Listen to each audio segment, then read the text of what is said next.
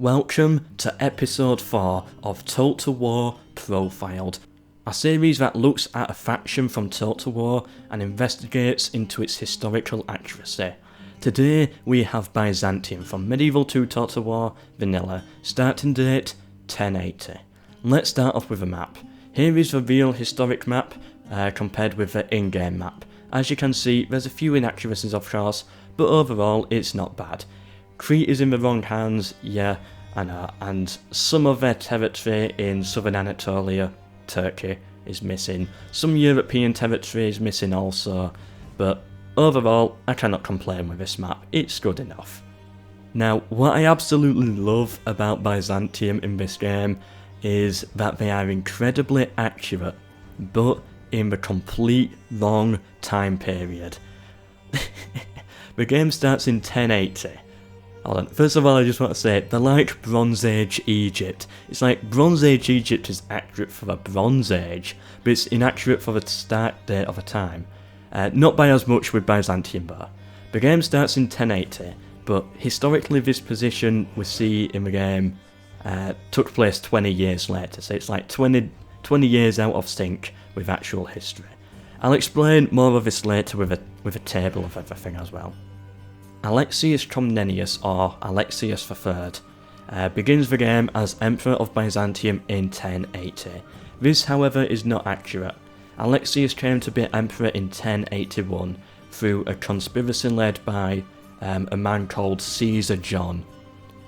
What is it about people called Caesar and then wanting to change political systems? The man who should be Emperor at the start date was Nikephoros III. Historically, Alexius would be the Emperor to request assistance from the Pope to help defend against the Seljuks. This would lead on to the First Crusade. It is clear though that Alexius never wanted a crusade, or never even imagined the possibility of one. He simply asked for some mercenaries, as the Byzantine Empire did not have the supplies and the resources to supply such a massive army. His wife is called Irene, who is historically accurate. Under his rule, Byzantium experienced many reforms, particularly to how the economy works. In game, he carries the trait Intelligent. One odd thing I found is that every single general in the game for Byzantium starts off with a trait either Smart or Intelligent. I have no idea why. Everyone in Byzantium has a trait Smart, well, every general. My guess is that it's a reference to their Eastern Roman or Greek past, where everyone seemed to be a retired philosopher back then. Maybe it's a reference to that, I don't really know. Why are they all so smart? If you've got any ideas, or if you know about ancient Byzantine education system, please let me know. The princess of the faction, Anna, is Alexius's daughter. Her story is actually very interesting. She was the eldest child of Alexius. Originally she was next in line to the throne, like, she should have been queen, but then John was born and he became the heir. However, upon Alexius's death, Anna would attempt to seize control of Byzantium, but failed. After failing, she went on to a monastery and wrote the history of her father Alexius I. The second eldest child is John II, who appears oldest in-game. He became emperor in the year 1118.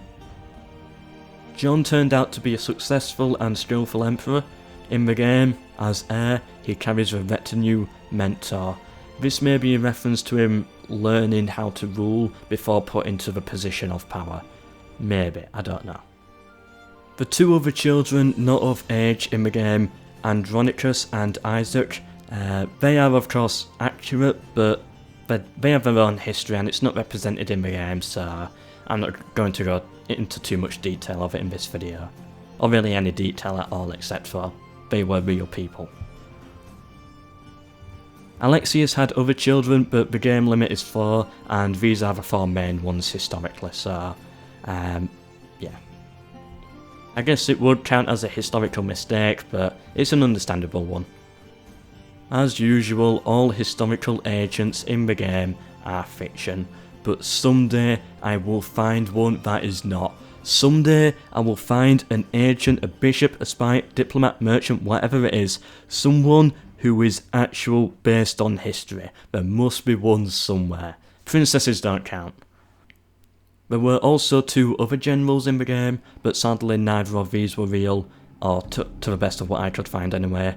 They're not a part of Alexius I's family, they are just starting generals to help with balancing the faction.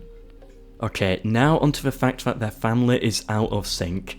Well, for example, as you can see with this table here, this shows the character, their age in-game at 1080, and their actual age at 1080. Most have negative ages, like -3 years old means they'll be born in 3 years' time.